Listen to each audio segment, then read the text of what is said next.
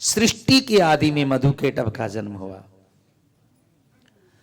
और मधुकेटभ ब्रह्मा को खाना चाहते। तब भगवती ने माया हटाई और हजारों हजारों वर्षों से सोए हुए भगवान विष्णु की शरीर से निद्रा रूपी एक देवी निकली और भगवान विष्णु अंगड़ाई लेते हुए खड़े हुए। तो देवी भागवत की एक कथा है। तो भगवान कृष्ण जिनकी आराधना करते हैं, कृष्ण जिनका आराधन करते हैं उनका नाम राधिका है। भगवान राम जिनकी सेवा जिनकी करे इसलिए नाम सीता है। तो परम्बा भगवती मां दुर्गा आज निद्रा के रूप में दिखाई दी। और याद रखिएगा ये निद्रा भगवती मां ही है जो अपने थके हारे बच्चों को रोज आनंद देने के लिए आती है। मां नहीं आए तो बहुत दिक्कत में पड़ जाओगे हम सब। इसके बाद भगवान विष्णु खड़े हुए। ब्रह्मा जी ने कहा देव देव नमस्तुभ्यम। देखो विष्णु तुम्हारे लिए वंदन है। ये मधु और केटभ नाम के दो दैत्य मुझे खाने की तैयारी कर रहे हैं। खड़े हो और युद्ध करके इन्हें मारकर मुझे निर्भय करो।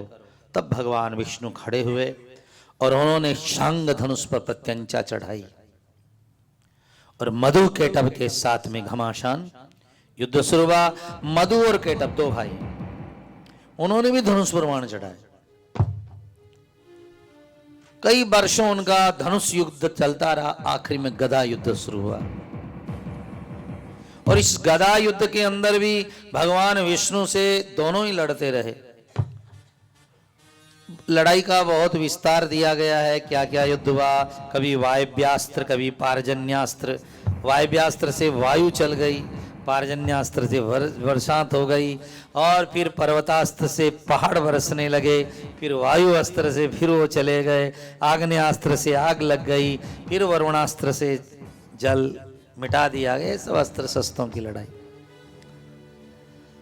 लड़ते लड़ते 5000 वर्ष बीते। कहना बड़ा सरल है साहब। 5000 वर्ष तक भगवान विष्णु लड़ते रहे, लेकिन अंत में भगवान विष्णु ने देखा कि मधु और केटभ का मरना मेरे से बड़ा मुश्किल है। कौन मार सकता है इनको? फिर याद आया कि हमें भी जो नचाने वाली है, हमें जो प्रकट करने वाली है, वो मां ही एक काम कर सकती है। उसी समय भगवान विष्णु ने एक नाटक किया। भगवान विष्णु लड़ते लड़ते जाके थक के बैठ गए। मधु ने ललकारा, क्यों विष्णु थक गए आप? केटभ ने कहा हार स्वीकार कर लो अपनी। भगवान विष्णु ने कहा देखो मधु केटभ, तुम हो दो और मैं हूं एक। तुम अकेले लड़ते हो, थक जाते हो, दूसरा भाई आ जाता है। मैं अकेला लड़ रहा हूं और तुम बारी बारी से मेरे से लड़ रहे हो, इसलिए मैं थक गया हूं, मुझे थोड़ा विश्राम करने का मौका मिलना चाहिए। मधु केटभ ने कहा ठीक है तुम विश्राम कर लो। पर भगवान विष्णु विश्राम का बहाना करके उसी समय बैठ करके महामाया जगदम्बा की आराधना की। तमैव संध्या सावित्री तम देवी जननी परा त्वयि तद्धार्यते विश्वम। मां के चरणों में प्रणाम किया है। आम नमो देव्यै महादेव्यै शिवायै सततम नमः।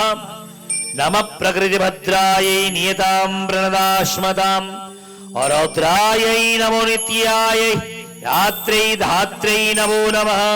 नमो चेन्दुरूपिण्यै शिवायै ते नमो नमः।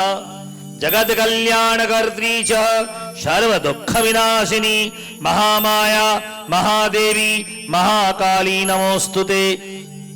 हे मां, ये मधु केटभ नाम के दो राक्षस लड़ते लड़ते मैं थक गया हूं, अब मेरे से और नहीं लड़ा जाएगा, क्योंकि या देवी सर्वभूतेषु शक्ति रूपेण संस्थिता। याद रखिएगा साहब ये श्लोक।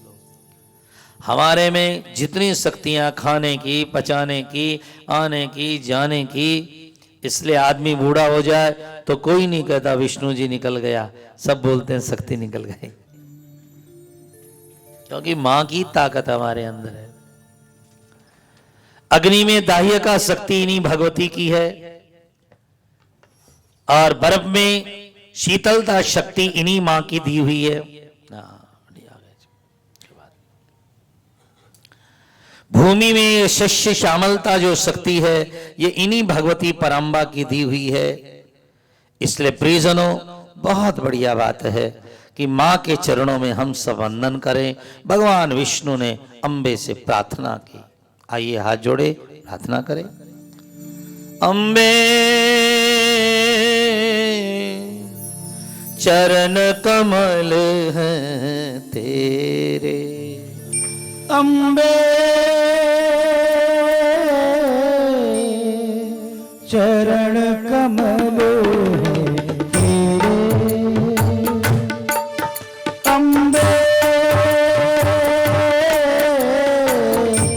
चरण कमल हैं तेरे। हम भंवरे हैं जन्म जन्म के, हम भंवरे हैं जन्म जन्म के। निस दिन लेते फेरे, निस दिन लेते फेरे, चरण कमल हैं तेरे, अंबे मां का दर्शन करें सब। चरण कमल हैं तेरे।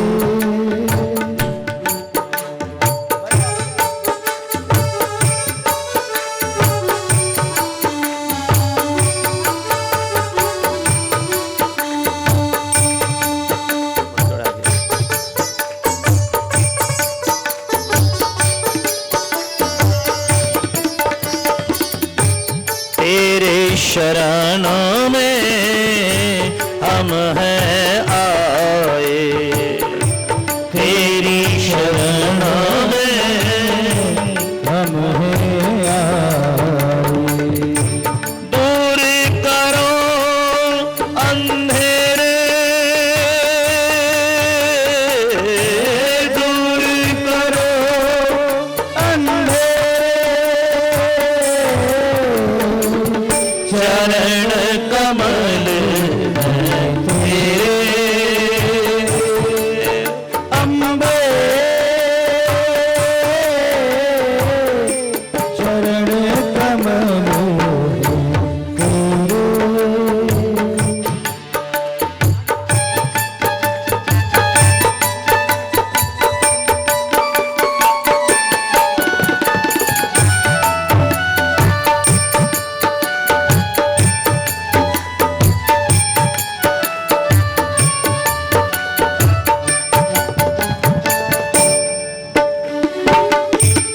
मां के चरणों में भगवान विष्णु ने प्रणाम किया। देवी भागवत में लिखा है, कृतांजलि रमे आत्मा तांच तुष्टाव योगविद। भगवान ने बहुत स्तुतियां करके मां को प्रसन्न किया। तब परम्बा भगवती ने भगवान विष्णु को आकाश में दर्शन दिया। भगवान विष्णु ने कहा, संग्राम स्थल माध्यस्तु तस्तौ तत्र महारणवे, यदा यातौ तयोर युद्धौ युद्ध कामौ महाबलौ। मधुर केटव, दो महाबली से युद्ध करते करते अंबा मैं थक चुका हूं। अब किसी युक्ति के द्वारा इसे मारा जा सकता है। जब बल से काम न हो तब मां बुद्धि से ही काम हो सकता है, और बुद्धि दात्री तो केवल भगवती तू ही है। भगवान विष्णु ने प्रार्थना की। तब मां ने कहा, देखो विष्णु, ये दोनों ही मेरे से वरदान पा चुके हैं, इसलिए इन्हें मारना बड़ा मुश्किल है। फिर भी इन्होंने इच्छा मृत्यु का वरदान पाया है। तुमने विश्व कल्याण हेतु मेरी प्रार्थना की है, इससे चलो मैं तुम्हारे लिए एक लीला रचती हूं। उसी समय भगवती परम्बा राजराजेश्वरी दुर्गा ने एक सुंदर नारी का रूप ग्रहण किया। अत्यद्भुतम दीपमानः दिव्य रूपन धारिणी कोटि कोटि चंद्र समाप्रभा वाली एक दिव्य नारी प्रकट हुई। और मधु और केटव युद्ध से परिश्रांत भगवान विष्णु को देख रहे थे कि बेटे हैं। उसी समय एक सुंदर नारी को देख करके मधु और केटव ने उसी समय केटव ने कहा इससे मैं विवाह करूंगा, और मधु ने कहा इससे मैं विवाह करूंगा। दोनों में बस झगड़ा नहीं, बात हो रही है खाली। भगवती का ऐसा रूप आया, ऐसा रूप सुंदर आया है कि मां को देख करके सब दोनों विवाह करने के लिए। तब मधु ने कहा केटव लड़ मत। दूर कहीं आवाज आ रही थी, रुंझुन रुंझुन करती हुई वह दिव्य वर्णा मां। देखो इसका रूप देखा, अहो अस्या नवम वयः।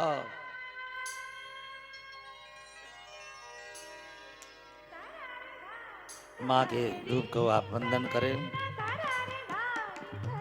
एक अद्भुत रूपणी बन करके नृत्य कर रही है मां।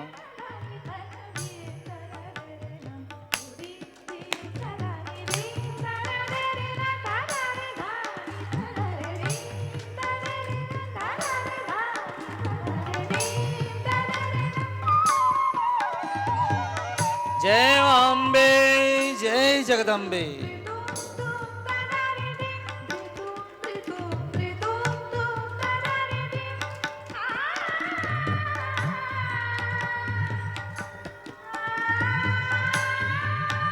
भगवती का रूप, उनका स्वरूप, उनको देख करके मधु केटव ने आपस में मैं विवाह करूंगा, मैं विवाह करूंगा तकरार करने लगे।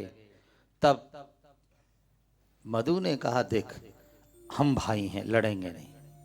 एक काम करते हैं, ये जिससे विवाह करेगी उसका ही विवाह होगा, इसी पर छोड़ देते हैं।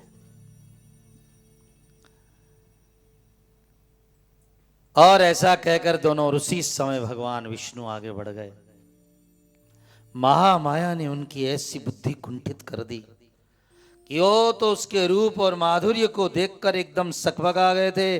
उसी समय विष्णु ने आगे बढ़ करके कहा मधु केटव, मैंने बैठ करके सुस्ता करके बहुत सोच करके एक निर्णय लिया है कि मैं तुम्हें वरदान देना चाहता हूं, क्योंकि तुम्हारी वीरता, तुम्हारी शौर्यता और तुम्हारी ये युद्ध करने की कला मुझे 5000 वर्ष तक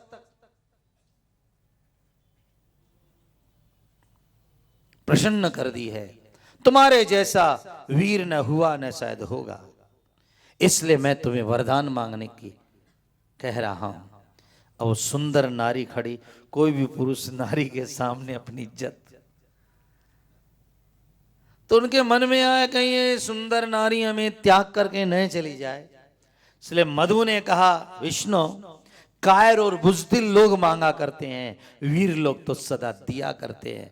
हम तुम क्या वरदान देते हो, हम तुम्हें वरदान देते, वरदान मांगो।